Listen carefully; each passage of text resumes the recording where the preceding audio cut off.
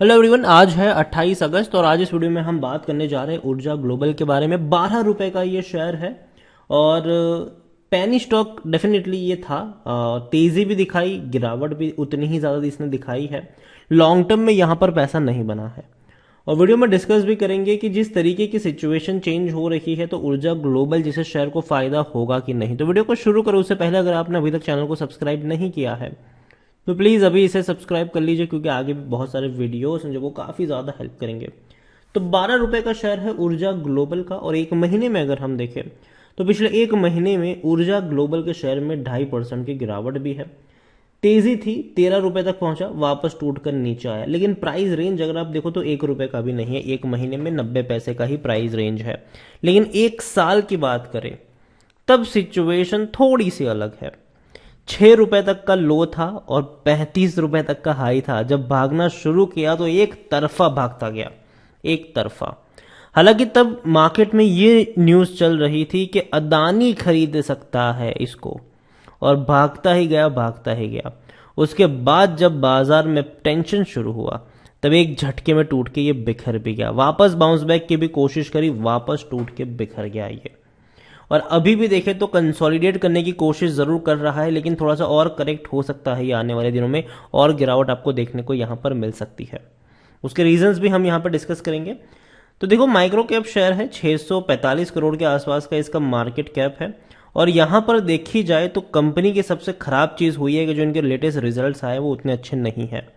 Company को मुश्किल से 10.5 करोड़ का रेवेन्यू हुआ है, जो देखा जाए तो 75% कम है, क्योंकि पिछले क्वार्टर में 40 करोड़ से भी ज्यादा का रेवेन्यू था। तो भैया इस बार मुश्किल से 10.5 करोड़ का रेवेन्यू, जो पिछले क्वार्टर में 40 करोड़ का था, 75% की गिरावट। इवन पिछले साल भी 28 करोड़ से भी ज्यादा का रेवेन्यू था, तो उसके मुकाबले भी बहुत बड़ी गिरावट है। इतना ही नहीं, प्रॉफिट हुआ है 22 लाख का। पिछले क्वार्टर में भी 22 लाख का था, लेकिन पिछले साल के क्वार्टर में 45 लाख का इनका प्रॉफिट था। तो देखो, कंपनी के प्रॉफिट बहुत कम है, बहुत कम है ये।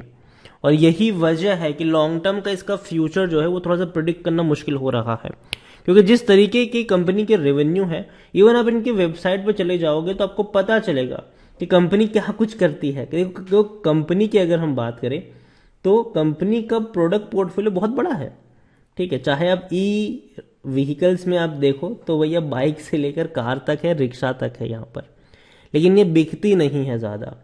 अगर ज़्यादा बिक रही होती तो इनके जो रेवेन्यू है वो 10 करोड़ के नहीं होते क्वार्टरली, वो ज़्यादा होते। मतलब कि ये ज़्यादा बिकने वाली प्रोडक्ट है ही नहीं इनकी।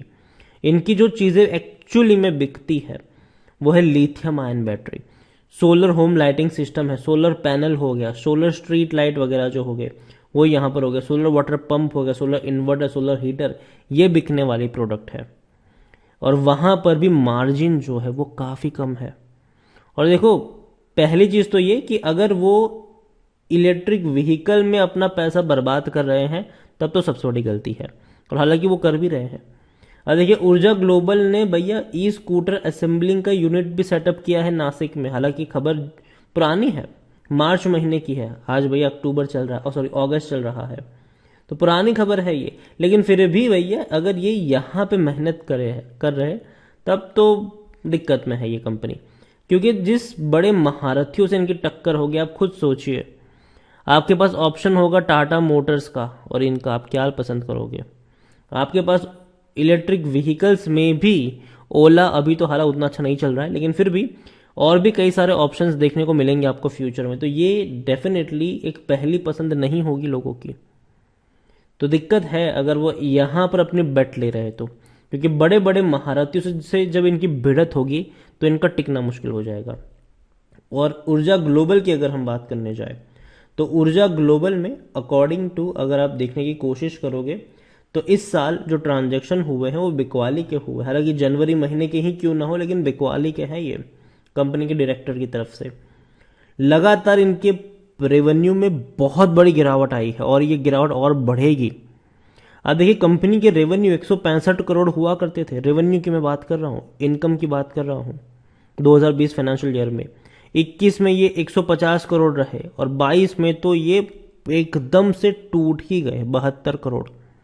और अभी 23 में ये 40 से 45 करोड़ का रेवेन्यू हो सकता है इनका, और नीचे की तरफ। तो ये एक बड़ा इश्यू है, आप इसको अवॉइड नहीं कर सकते। प्रॉफिट, कंपनी लॉस में नहीं है, लेकिन कंपनी कोई उतने बड़े अफलातून प्रॉफिट में भी नहीं है। ऊर्जा ग्लोबल खरीदारी करने का सही मौका ये कहना है टिकर टैप का, मेरा नहीं। मैं कहूंगा कि दूर रहिए अभी इससे। शेयर होल्डिंग की भी अगर हम बात करने चले जाए तो 31.97% की होल्डिंग प्रमोटर के पास है। म्यूचुअल फंड कुछ भी नहीं होल्ड कर रहे हैं। 0.01 डोमेस्टिक वालों के पास है, 0.02 एफआईएल्स के पास है, 68.01 रिटेल और अदर्स के पास है। उसमें से भी रिटेल इन्वेस्टर्स 60.55% की होल्डिंग ओन करते हैं। यहां पर अगर हम जून से कंपेयर करेंगे तो हर किसी ने बिकवाली करी है। एफआईएल्स की भी 0.43% की होल्डिंग थी, आज आ गई 0.02 पर। इवन अगर मैं रिटेल वालों की बात करूं तो 56.53% की होल्डिंग थी, वो बढ़ गई है उनकी 60.55 पर आ चुकी है। तो सिर्फ रिटेल इन्वेस्टर्स ही खरीदारी कर रहे हैं यहां पर, बड़े फंड हाउसेज और बड़े लोग खरीदारी नहीं कर रहे हैं।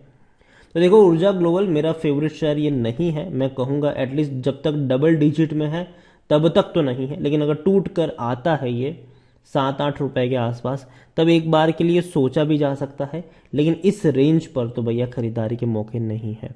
इवन आप 10 साल का भी एक बार ग्राफ उठा के देख लोगे तो पिछले 10 सालों में भी ऐसी कैंडल्स बनी है। तेजी के बाद बिखरा है, फिर तेजी आई है, फिर बिखरा है, फिर तेजी आई है। तो कोई ऐसी कंपनियों में न्यूज हमेशा प्लांट करी जाती है, ठीक है। जब बड़ी रफ्तार इसने दिखाई थी तब न्यूज प्लांट करी गई थी, अदानी खरीद सकता है, अदानी खरीद सकता है, अदानी खरीद सकता है। टूट के बिखर गया बाद में, ठीक है। अदानी इनको खरीदेगा नहीं भैया, अदानी इनके सामने बड़ी कंपनी खड़ी करके रखेगा कि इनके बिजनेस ही चौपट हो जाए, और ये होगा आने वाले दिनों में। क्योंकि आप देख रहे हो कि रेवेन्यू किस तरीके से कम हो रहे हैं। कंपनी डेफिनेटली जिस सेक्टर में काम कर रही है वो बहुत ही बेहतरीन सेक्टर है, लेकिन आने वाले दिनों में यहां पर कंपटीशन जो है वो बढ़ने वाली है, और ऐसे में इनसे खरीदारी करने वाले लोग कम होंगे। तो उस चीज को भी ध्यान में रखिए, और यही वजह है कि ऊर्जा ग्लोबल को मैं लॉन्ग टर्म के लिए प्रीफर नहीं कर रहा हूं। और अभी भी 12 रुपए का जो प्राइस है वो मुझे महंगा लग रहा है। मुझे लगता है कि जब मार्केट गिरने की शुरुआत होगी तो ये वो कंपनी होगी जो और बड़ी गिरावट आपको दिखा सकती है। तो अभी के लिए ऊर्जा ग्लोबल, चाहे बीच में कितनी भी न्यूज़ प्लांट क्यों ना हो जाए, लेकिन अवॉइड करिए जब तक इनके रेवेन्यू में आपको बढ़ोतरी देखने को नहीं मिलती, जब तक इनके प्रॉफिट में आपको बढ़ोतरी देखने को नहीं मिलती। तो वीडियो को यहीं पे एंड करूंगा। पसंद आया हो तो लाइक करो, शेयर करो। चैनल में अगर आप पहली बार हैं तो प्लीज़ सब्सक्राइब करो। ऊर्जा ग्लोबल के बारे में आप क्या सोचते हैं वो भी आप मुझे कमेंट में लिखकर बता सकते हैं। Thank you.